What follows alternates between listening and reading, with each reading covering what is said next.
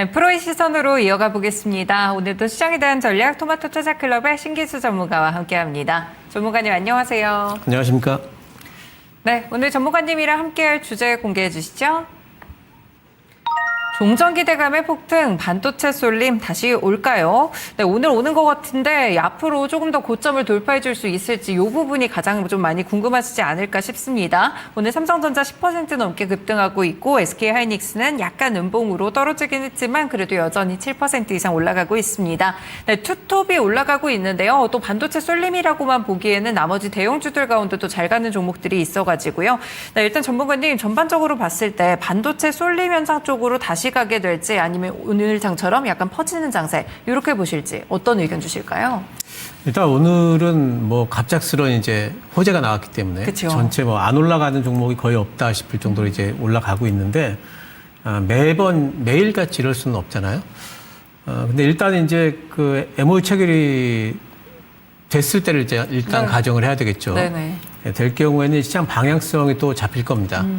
그럼 시장 방향성이 다시 오게 되면은 결국에는 시장을 지금 주도하는 거 이게 어떤 장세인가가 참 중요한데 저는 이제 지금 시장이 이제 반도체가 주도하는 실적 장세로 정의를 하거든요. 네네. 그렇다면 결국에는 이제 실적 장세 중심에는 반도체 투톱이 있을 수밖에 없는 거고 그렇다면 이제 또다시 이제 반도체 투톱에 쏠리는 현상은 계속해서 나타났다 없어졌다 나타났다 없어졌다 이렇게 될 수밖에 없지 않은가. 네. 이렇게 생각이 되고 지수가 또 이제 이번에 나왔던 고점이 끝이 아닐 거라고 봐요. 네. 저는 지수가 또 뭐 10,000 넘어갈 거로 보고 있기 때문에 네네. 그러면은 지수가 신고가를 계속해서 올라가려면은 결국에는 우리 시장에 지금 신고가를 형성을 하려면은 수급이 어느 쪽으로 가야 되는가 생각을 해보면 결국 또 삼성전자, 하이닉스 쪽으로 그쵸. 갈 투톱에 수밖에 힘을 없고. 내야죠. 예. 두 종목 합해가지고 지금 우리나라 시총에 차지하는 비중이 50%가 넘습니다. 그러니까 이 두 종목이 조금씩 올라가 줘야지 신고가가 나오기 때문에 결국에는 이제 대형주 쏠림이라는 거는 또 반도체 쏠림이라는 거는 올 수밖에 없다. 네. 근데 이제 그 기간이 얼마나 계속될 건가에 대해 가지고 이제 뭐 좀 나타났다 없어졌다 뭐 이럴 텐데 그래서 제가 지금 계속 강조드리는 게 뭐냐면은 반도체를 가지는 거, 네. 또 대형주를 가지는 거. 그래 이 두 가지는 지금 장에서는 이번 장세에서는 필수적으로 지금 포트 관리할 때 꼭 가지고 있어야 되는 부분이 아닌가. 그래야지 시장을 따라잡을 수 있는 하나의 필수 요건이 아닌가를 생각을 합니다. 네, 그렇습니다. 오늘 어쨌든 MOU와 관련된 그런 긍정적인 소식들이 나오면서 반도체 종목들 같이 또 주도하는 모습들이 나오는데 이런 쏠림 현상 있었다 없었다 할 것으로 보입니다. 속도에 대한 고민들은 좀 있겠지만 결국에는 지수가 신고가로 가기 위해서는 투톱의 저력이 필요할 수밖에 없거든요. 그런 점에서 좀 살펴보시면 좋을 것 같고요. 반도체와 대형주들은 포트폴리오에 좀 담아가야 된다. 이런 의견도 함께 들어봤습니다. 반도체 투톱 외에도 약간 뭐 대형 IT라든지 이런 쪽도 좀 괜찮다고 보세요, 전문가님? 뭐 우리가 삼성전기도 있고 예, 그렇습니다. 예, 이제 뭐 MLCC나 기판 이런 쪽들도 굉장히 네. 좀 유력한 종목들이기 때문에 예, 그쪽들도 대형주들 위주로 뭐 LG전자도 요즘에 이제 편입이 됐지 않습니까? 그렇죠. 예, 다 뭐 마찬가지라고 생각을 합니다. 네, 알겠습니다. 그럼 추가적으로 반도체가 상승 여력이 좀 어느 정도 남았을지 사실 요즘 의견들이 좀 분분하게 엇갈리더라고요. 오늘 이제 새벽에 이제 골드만삭스에서 이제 내놓은 얘기가 시장이 AI 투자 규모를 과소평가하고 있다. 아, 네네. 네, 이런 이제 얘기를 또 내놨습니다. 그래서 지금 내년도에 이제 투자금을 그 어느 정도로 지금 예상을 하냐면은 1조 1,000억 달러.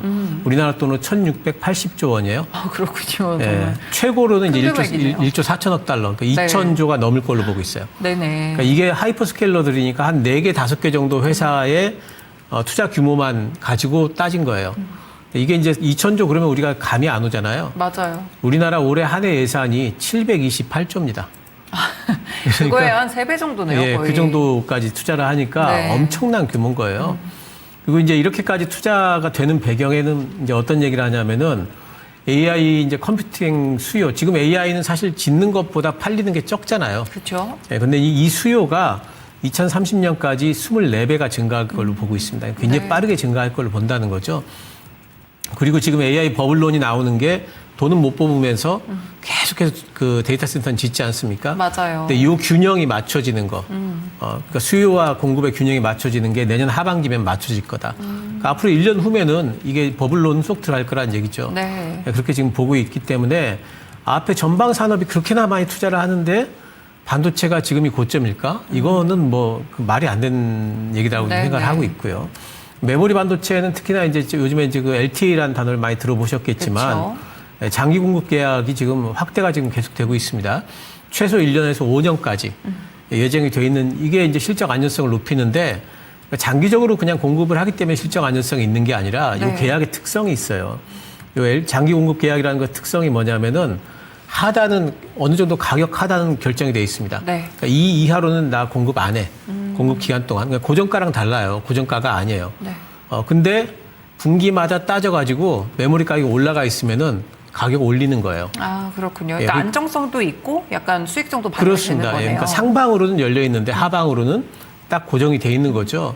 그러니까 이게 지금 가령 그 5년짜리 공급 계약을 맺었다 그러면 5년 동안은 계속해가지고 최소 그 가격으로는 팔 수가 있는 거죠. 네. 그러니까 이런 것들이 이제 상당히 이제 안정적으로 중기적으로 좀 오래 갈 거다. 이 메모리 어떤 사이클이 그런 부분들을 이제 알려주는 거고 2분기 실적 부분도 이제 얼마 남지 않았습니다. 맞아요. 다음 달이면 이제 실적 시즌인데 벌써 왔네요. 예, 삼성전자가 2분기 때 88조 지금 예상을 하고 있고요. 3, 4분기에는 이제 100조 넘어갈 걸로 보고 있죠. 네.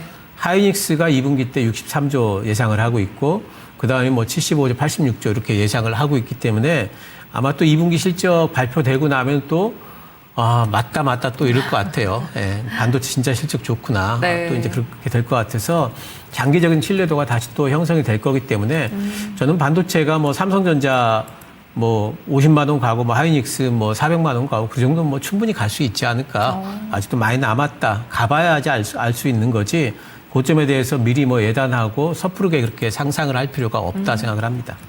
네, 일단 전방 산업에 대한 투자가 굉장히 큰 규모로 이뤄지고 있다는 점을 먼저 좀 보셔야 될 것 같습니다. 이렇게 산업이 전방 산업도 굉장히 좋은 상황 속에서 최근에는 LTA 계약이라든지 이렇게 좀 가격에 대한 하단을 지지해 줄 만한 요인들이 있고요. 결국에는 이 부분이 실적으로 연결이 되겠죠. 2분기에도 상당히 좀 공격적인 실적이 예고되고 있는 가운데 일단은 올해 내내 좀 실적이 상당히 좋을 것으로 보입니다. 이제 다음 달에 그 실적을 또 확인할 수 있으니까요. 이 부분도 체크해 보시면 좋을 것 같네요.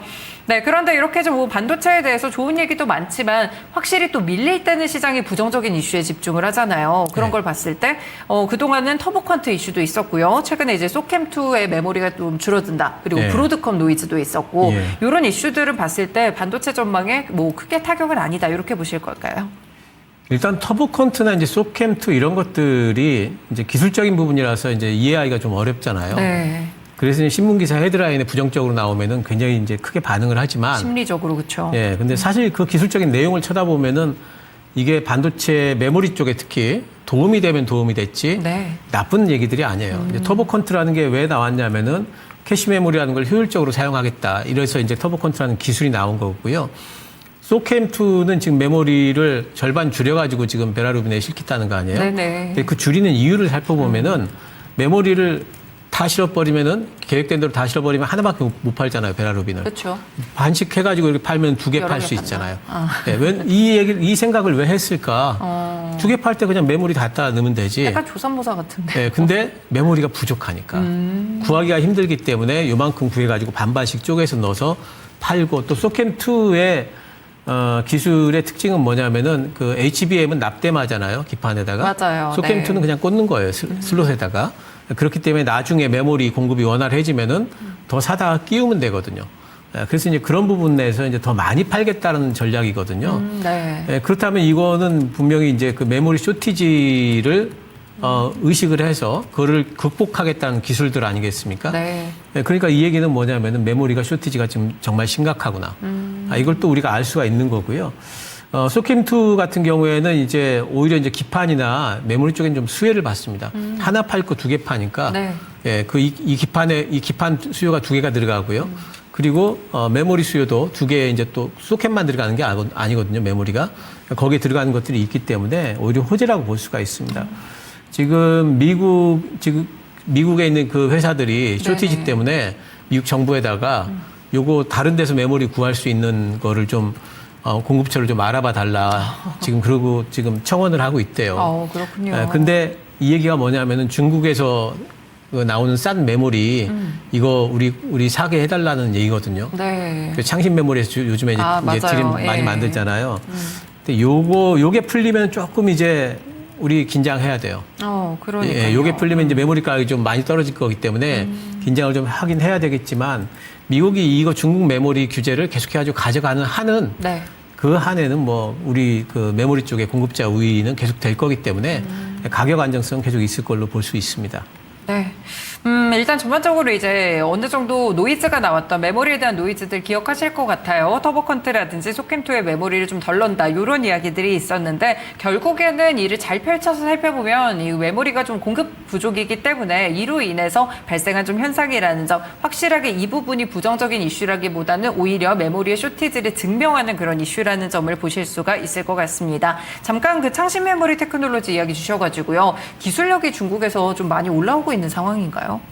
예, 창신 메모리가 이제 뭐 어쨌든 지금 10나노 밑으로 내려왔으니까 기술이 많이 따라오고 있죠. 물론 이제 요즘에 이제 AI 가속기에 들어가는 뭐 HBM이나 소캠 이런 것들은 못 만들어요. 네. 못 만들지만 하지만 그것만 들어가는 게 아니거든요. 이제 서버에도 보면은 좀 싼 디램도 많이 들어가고 그쵸. PC 같은 데 들어갈 수가 있기 때문에 어쨌든 지금 쫓아오고 있는 부분은 우리가 좀 긴장은 좀 해야 될 부분인 것 같아요.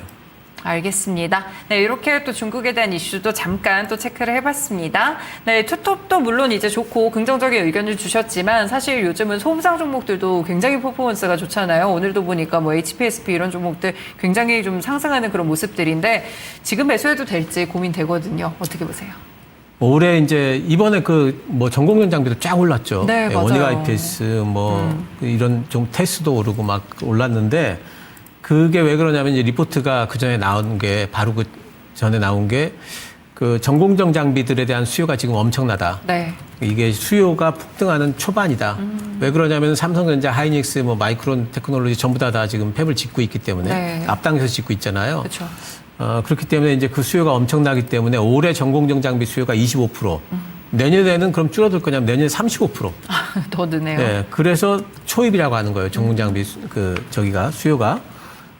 그래서 많이 올라갔는데 근데 따지고 보면은 그럼 전공정 장비만 쓸 거냐? 그건 아니잖아요. 예, 전공정 장비들이 먼저 좀 들어가서 자리를 잡고 그리고 돌아가기 시작하면은 결국에는 이제 후공정 장비들 네. 테스트도 해야 되고 패키징도 해야 되니까 후공정도 결국에는 필요할 수밖에 없는 거고 그리고 공장 가동이 막 되게 되면은 돌아가는 그 라인이 더 많아지지 않습니까? 네네, 그러니까 그렇죠. 결국에는 소재 쪽까지 낙수 효과는 계속 올 수밖에 없습니다. 그 얘기는 뭐냐면 지금 전공정 장비주들이 출발했지만 결국에는 후공정이나 소재주들 또 올라갈 수밖에 없는 부분들이 있는 거죠. 네네.